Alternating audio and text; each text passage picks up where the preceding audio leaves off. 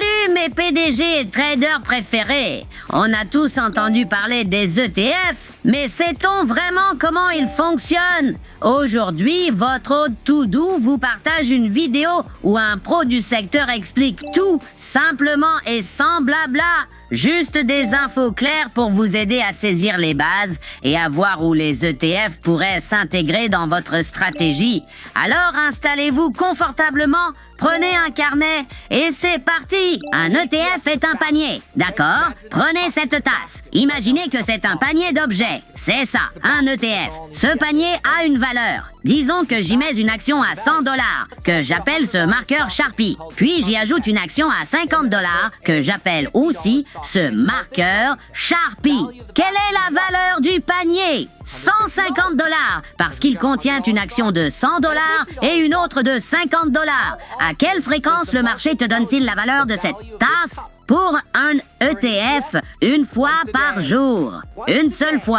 C'est tout. Un ETF s'ajuste à ce qu'on appelle la valeur liquidative nette une seule fois par jour. Mais attends une minute, Kevin. Que se passe-t-il si, pendant la journée, ce panier de 150 $, supposons que ses composants valent toujours 150 $? Que les actions ne bougent pas, disons Nvidia et Apple. Quelqu'un arrive et achète massivement l'ETF, faisant grimper sa valeur à 154 $. Eh bien, Citadel va se dire, cette tasse se négocie à 154 $, mais les composants ne valent que 150 $. Alors, s'ils font du market making sur cet ETF, ils le vendent, le cassent et empochent les 4 $ de profit. La même chose se produit à l'envers. Le panier se vend à 145 $. Ils se disent, les composants valent 150. Ils vendent l'ETF, cassent le panier, sortent les composants et obtiennent 150 $ achetés à 145 $.